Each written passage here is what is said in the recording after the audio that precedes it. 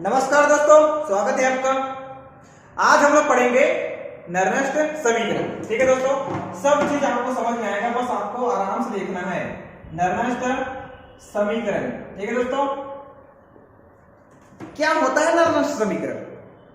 तो हमारे पास तीन चीजें होती है। तीन चीजें क्या होती है ऐसा समझिएगा। एक होता है क्या, E0, एक क्या होता है T, और एक क्या होता है बड़ा ब्रैकेट, इसको बोलते हैं सांद्रता। क्या बोलेंगे दोस्तों? सांद्रता। ठीक है, ऐसा समझिए आपके पास तीन दोस्त हैं, पहला दोस्त, दूसरा दोस्त और तीसरा दोस्त। इन तीनों के बीच संबंध दर्शाना है। क्या दर्शाना है? संबंध। उसके लिए एक समीकरण दिया जाएगा, और वो समीकरण किसने दिया बोलेंगे तो नर्नस्ट नामक साइंटिस्ट ने दिया है। समझ में आया दोस्तों क्या बोला? तीन चीजें मेरे पास। पहला कौन बताइए? E0, दूसरा कौन है? T है, और तीसरा कौन है? सांद्रता है। तीन दोस्त के नाम है, पहला है E0, दूसरा है T, और तीसरा है कौन बोलेंगे तो सांद्रता है। ठीक है, इसका नाम क्या है? इसका नाम है क्या? मानक इलेक्ट्रोड विभव। क्या है दोस्तों? मानक इलेक्ट्रोड, और क्या हो जाएगा? विभव। मानक इलेक्ट्रोड विभव इसका नाम है। इसका नाम क्या बताइए? परमताप। क्या बोलेंगे? परमताप। और एक जन कौन है दोस्तों? सांद्रता है।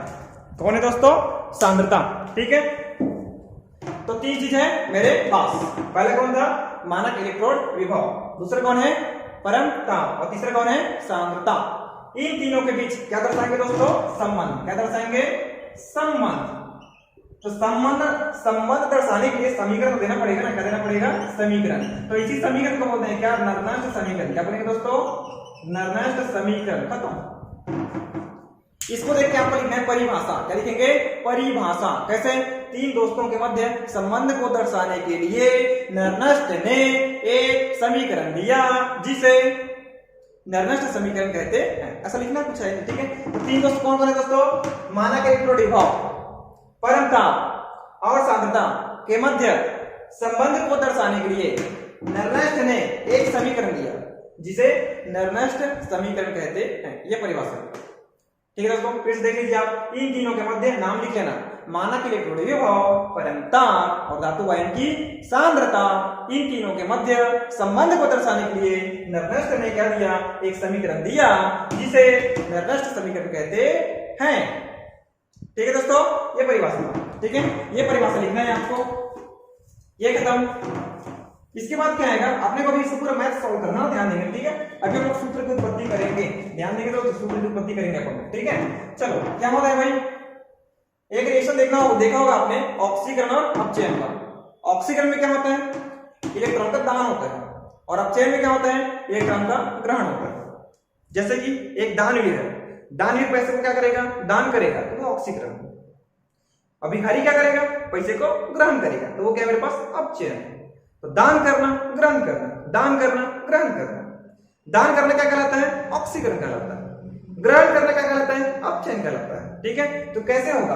ये मेरे पास जिंक था, दो जने इलेक्ट्रॉन को दान करता है, क्या बन जाता है? Zinc double plus.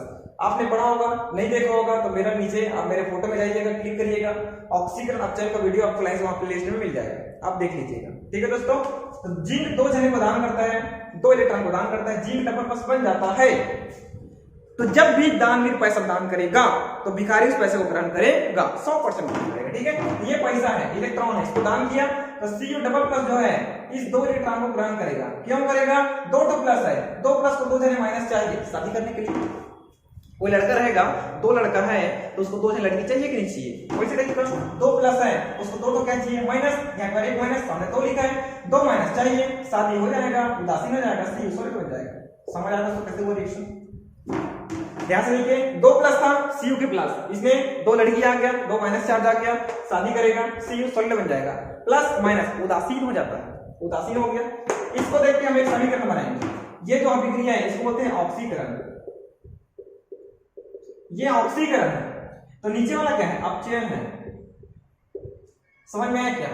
ये बाप था, बाप ने अपनी लड़की दे दिया, इस लड़की के साथ शादी कौन कर लिया? Cu डबल प्लस ने कर लिया। तो शादी करना अपचयन कहलाता है, और लड़की को दे देना क्या कहलाता है? ऑक्सीकरण। समझ रहे हो क्या?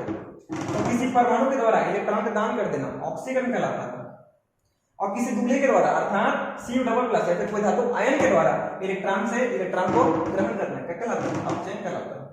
ये कौन है? मेटल है। कौन है दोस्तों? मेटल है। इसके ऊपर में कितने प्लस है? 2 प्लस है। 2 क्या है? नंबर है, तो n प्लस कितने को ग्रहण करता है? n इलेक्ट्रॉन को ग्रहण करता है। और क्या बन जाएगा? m सॉलिड बन जाएगा। Cu कौन है? सॉलिड है। Cu कौन है दोस्तों? सॉलिड है। n मतलब नंबर मतलब संख्या, n मतलब नंबर मतलब संख्या। कितनी संख्या है? 2। एक्चुअल में ऐसा होता है कि संख्या कुछ भी हो सकता है, तो संख्या जब कुछ भी हो सकता है तो मैंने n लिख दिया। अब इसका मान 2 भी हो सकता है, 3 भी हो सकता है, 4 भी हो सकता है, कुछ भी हो सकता है। तो हम कैसे पता चलेगा कितना होगा? तो मैंने क्या लिख दिया? n। समझ आया दोस्तों? ठीक है, तो ये जो लाइन है ये अपचयन अभिक्रिया है। कौन सी अभिक्रिया है? अपचयन अभिक्रिया है। ये लाइन आपको याद रखना, ठीक है, क्योंकि यहीं से शुरू होगा खेल, अपचयन अभिक्रिया से। ठीक है, यहां से शुरू होगा। यहां लिखेंगे एक सामान्य अपचयन अभिक्रिया। कौन सी अभिक्रिया दोस्तों? अपचयन अभिक्रिया निम्न है। अभिक्रिया कौन सा है दोस्तों? ये लिखा है, क्या लिखा है? n प्लस इक्वस का मतलब क्या होता है दोस्तों? जलीय होता है ना। जलीय का मतलब क्या होता है? शरबत पिया होगा आपने, शक्कर को पानी में डाल दो, क्या बन जाएगा? शरबत बन जाएगा। इसका मतलब शक्कर कौन सी अवस्था में है? जलीय अवस्था में। वैसी जलीयकोष अवस्था में, ठीक है। प्लस यहाँ पर क्या जाएगा? n इलेक्ट्रॉन क्या जाएगा दोस्तों? m क्या बन जाएगा? सॉलिड। समझ आएगा दोस्तों? ये कौन सा अभिक्रिया है? अपचयन अभिक्रिया। कौन सा अभिक्रिया है? अपचयन अभिक्रिया है, ठीक है। अब क्या करेंगे? अतः नर्नस्ट समीकरण निम्न है। नर्नस्ट समीकरण निम्न है। अब ध्यान देंगे दोस्तों, मैंने नहीं बोला, किसने बोला? बोलेंगे तो नर्नस्ट ने बोला है, ठीक है। तो आपको डाटा याद रखना पड़ेगा ना, ठीक है। तो क्या बोला है उसको देखना है, ठीक है। इसने क्या बोला? ये जो ई सेल होता है वो जो होता है E0 सेल माइनस 2.303 RT बटा NF log 10 राइट की सांद्रता। राइट में कौन है दोस्तों? m सॉलिड की सांद्रता, बड़े ब्रैकेट को सांद्रता कहते हैं, बटा लेफ्ट वाले की सांद्रता। लेफ्ट में कौन है? m n प्लस इक्वस की सांद्रता। अब ये लाइन मैंने नहीं बोला है, नर्नस्ट ने बोला है, तो आपको याद रखना पड़ेगा। क्या बोला था दोस्तों? ई सेल जो होता है वो E0 सेल के बराबर होता है, मतलब ई सेल बराबर E0 सेल माइनस 2.303 RT बटा NF log 10 राइट वाले की सांद्रता बटे लेफ्ट वाले की सांद्रता। ये सूत्र होता है। और ये जो लाइन है नर्नस्ट ने बोली है, तो आपको ये चीजें को याद रखनी है, ठीक है दोस्तों। आप पूछे नहीं है, 1-2 बार देखो, याद हो जाएगा आपको। क्या लिखा है बताइए? ई सेल बराबर क्या लिखा है दोस्तों? E0 सेल माइनस 2.303 RT बटा NF log 10 राइट की सांद्रता बटे लेफ्ट की सांद्रता। ये सूत्र है, आपको याद रखना है। इजी है, 1-2 बार पढ़ो, याद हो जाएगा, ठीक है। जहां अब इसमें कौन क्या है इसको लिखना है। कौन क्या है? R क्या है दोस्तों? R को बोलते हैं गैसीय नियतांक। क्या बोलेंगे? गैसीय नियतांक। नाम है बस, कुछ है नहीं। T मतलब क्या होता है दोस्तों? टेम्परेचर, परम ताप। N क्या होता है दोस्तों? N क्या है? नंबर मतलब संख्या। तो किसकी संख्या? दानवीर कितना पैसा दान करता है, अभिकारी कितना पैसा ग्रहण करता है, उसकी संख्या, ठीक है। तो n मतलब स्थानांतरित इलेक्ट्रॉनों की संख्या, स्थानांतरित इलेक्ट्रॉन की संख्या। अब कौन बच गया? F कौन है दोस्तों? फैराडे है। कौन है? बस कुछ नहीं, क्यों सबका नाम लिखा हूं, ठीक है दोस्तों। अब चूंकि क्या होता है, ठोस की सांद्रता 1 होती है, ठोस की सांद्रता 1 होती है। कैसे 1 होती है? ये ठोस है, पत्थर है, ये पत्थर है, तो यहां का कण यहां चला जाएगा क्या? यहां का कण यहां चला जाएगा क्या? यहां का पत्थर टूट के यहां चला जाएगा क्या? नहीं जाएगा। जो जैसा है वैसा ही रहेगा, इसलिए ठोस की सांद्रता को 1 माना जाता है। क्या माना जाएगा? 1। तो ठोस की सांद्रता 1, यहां लिखा है, ये ठोस है m सॉलिड की सांद्रता कितना हो जाएगा? 1 हो जाएगा। कितना हो जाएगा? 1। इसलिए क्या जाएगा? m सॉलिड की सांद्रता कितना हो जाएगा दोस्तों? 1 हो जाएगा। समझ आया? इसको यहां रखना है। तो ये समीकरण 1 है। समीकरण 1 से कहां से? समीकरण 1 से रखो दोस्तों। यहां पर क्या बताइए? ई सेल बराबर क्या जाएगा? E0 सेल माइनस रखो उसको उधर, क्या जाएगा? 2.303 RT बटा NF। और यहां पर क्या जाएगा इसका मान? अरे इसी को लिखना बस, अभी कुछ नहीं करना, ठीक है। यहां पर 1 आएगा, ठीक है। तो क्या जाएगा दोस्तों? यहां पर क्या जाएगा? log 10 और यहां पर क्या जाएगा? 1 बटा m n प्लस इक्वस की सांद्रता। कुछ नहीं किया हूं, इसको लिख के बाहर टांग दिया, मतलब लिख दिया, दोबारा लिख दिया, ठीक है। इसको हटा के मैंने क्या लिख दिया, एक लिख दिया, ठीक है दोस्तों, ठीक है। आगे बढ़ते हैं, इसको ऊपर लेके जाओगे तो इसके हाथ में +1 है, नीचे वाले के हाथ में +1 है, ऊपर जाके क्या हो जाएगा -1। फिर से इसी को छापना है, बार बार इसी को लिखना है, ठीक है। तो ई सेल बराबर क्या जाएगा, E0 सेल माइनस 2.303 बटा NF, इधर क्या जाएगा RT, इधर क्या जाएगा log 10, इसको ऊपर लेके जाओ Mn प्लस इक्वल्स ये +1 था, ऊपर जाके -1 हो जाएगा। इसी को फिर छापा हूं, कुछ नहीं किया हूं, एक्स्ट्रा काम, नीचे में +1 था, ऊपर जाके क्या जाएगा -1, और बाकी को कॉपी पेस्ट, ठीक है दोस्तों। अब क्या करेंगे, एक सूत्र होता है लॉग का, लॉग का सूत्र क्या होता है, log m के पावर में n होता है, सूत्र होता है log m के पावर में n, और नियम क्या होता है कि जो पावर में है वो कहां जाएगा, सामने आ जाएगा, पावर जो भी है वो सामने आ जाएगा, n सामने आ जाएगा, और बाकी को कॉपी पेस्ट, ये सूत्र होता है, ये सूत्र होता है, पावर जो भी है वो कहां जाएगा, सामने। तो log m के पावर में n, ठीक है, इसके जैसे लिखा देखिए यहाँ पर log m के पावर में n, log m के पावर में n, n मतलब नंबर, नंबर मतलब संख्या। तो पावर में कौन है बताइए, -1, ये -1 यहाँ जाएगा, तो माइनस माइनस क्या जाएगा दोस्तों प्लस, और फिर से इसी को लिखना है, इसी को लिखूंगा बस, माइनस माइनस क्या जाएगा प्लस, और सबको छाप देना सेम टू सेम।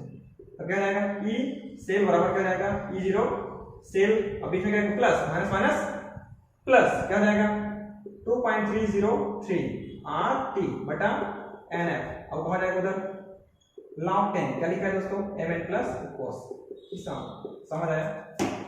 इसको फिर छापा हूं, माइनस माइनस क्या जाएगा प्लस, ठीक है दोस्तों। अब क्या करेंगे, चूंकि सबका मान होता है, अपना अपना मान होता है, सबको याद रखना है आपको, ठीक है। चलो R का मान कितना होता है दोस्तों, 8.314 J के इनवर्स मोल इनवर्स, ये होता है, ये आपको याद रखना पड़ेगा। मैंने नहीं दिया है ना, पहले से दिया हुआ है, ठीक है, कांस्टेंट वैल्यू है, पहले से दिया हुआ है, तो आपको याद रखना है, ठीक है। अगला T का मान कितना होता है, 298 केल्विन होता है, ये सामान्य तापमान है, जिससे नॉर्मल तापमान, घर का तापमान होता है ना नॉर्मल तापमान, जिसमें आपको ना तो गर्मी लगती है और नहीं क्या लगता है, ठंडी लगती है, वही क्या है, T का मान कितना रहेगा 298 केल्विन रहेगा, ठीक है। अगला अब कौन दिख रहा है, n का मान कितना है मालूम, तो है लिखना है, कौन दानवीर कितना पैसा दान कर रहा है, अब भिखारी कितना ग्रहण कर रहा है, मालूम नहीं है, नहीं लिखना है, ठीक है। F का मान कितना होता है, F का मान 96,500 कूलाम होता है, 96,500 क्या होता है कूलाम होता है, यहाँ लिखना थोड़ा सा, F का मान क्या होता है दोस्तों 96,500 कूलाम होता है, ये समझ में आएगा, डाटा है यहाँ तक, मैं कुछ नहीं करूँ, ठीक है। अब इन सबका मान यहाँ रखेंगे, ये समीकरण 2 है, मान लेते हैं, क्या मेरे पास समीकरण 2, सब वैल्यू को समीकरण 2 में रखो, यहाँ लिखा है समीकरण 2 से, कहां से, समीकरण 2 से रखो यहाँ पर दोस्तों, क्या जाएगा E से बराबर क्या जाएगा E0 से, उसका क्या है प्लस, तो यहाँ पर क्या आएगा प्लस, इधर 2.303, उधर गुना R का मान कितना है दोस्तों, इधर रखो इसको 8.314 गुना T का मान कितना है दोस्तों 298 केल्विन, केल्विन को मत रखना है संबंधित, ठीक है। रखा बस यहाँ पर 2.303 R का मान 8.314, T का मान 298, ठीक है, बटा नीचे में क्या लिखा है n गुना F का मान कितना होता है 96,500, और इधर क्या लिखा है log 10, और क्या लिखा है Mn प्लस इक्वल्स की सामर्थ्य, कुछ नहीं किए हो, रखा बस आपको, ठीक है। अब इसको गुना भाग कौन करके बैठ रहेगा, गुना भाग नहीं करना, गुना भाग करेंगे तो आखिरी में आंसर आएगा E से बराबर क्या आएगा E0 से, ठीक है, और बीच में क्या लिखा है प्लस, इसको जब गुना करोगे ना तो ये आएगा 0.0591 बटा n, ये आएगा, और log 10 ऊपर क्या लिखा है Mn प्लस इक्वल्स की सामर्थ्य, ये जो लाइन आएगा आखिरी में, ये जो है नर्मस्थ समीकरण का परिवर्तित रूप है, ये नर्मस्थ समीकरण का इसका परिवर्तित रूप ये है। आप जब भी आगे प्रश्न बनाओगे तो ये सूत्र आपको याद रहना चाहिए, ये सूत्र याद है तो आप आगे प्रश्न आराम से बना सकते हो, समझ में आ रहा है दोस्तों। तो आपको एक चीज इसमें याद रखना है, क्या याद रखना है, नीचे लिख रहेगा, ऊपर में 0.0591 log 10, और इधर जो इक्वस वाला है, जिसे आयन धातु आयन है Mn प्लस धातु आयन की सांद्रता, वो उधर ब्रैकेट में रहेगा, ठीक है दोस्तों।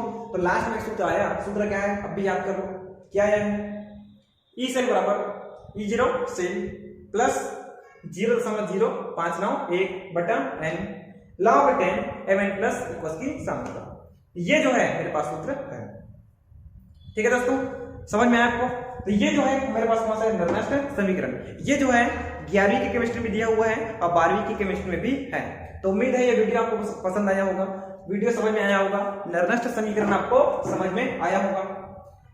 और यदि कहीं पर कोई डाउट है तो वीडियो को आप फिर से देख भी सकते हैं, फिर से देख सकते हैं आप। ठीक है, बार बार देख सकते हैं, कोई दिक्कत नहीं है। ठीक है, आपको लेकिन समझ में आना चाहिए। तो इस प्रकार से हमारे सूत्र की उत्पत्ति हो जाती है। ठीक है दोस्तों, समझ में आया होगा ये तो मुझे विश्वास है। ठीक है, और आप हमारे चैनल पर नए हैं तो चैनल को आप लोग सब्सक्राइब कर दीजिए। ठीक है दोस्तों, तो और अच्छा लगा तो लाइक भी कर दीजिए और कमेंट करके बताइए किस टॉपिक पर आपको वीडियो चाहिए।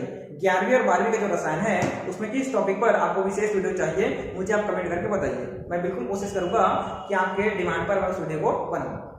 ठीक है दोस्तों, तो मिलते हैं नए वीडियो में। Tata bye bye.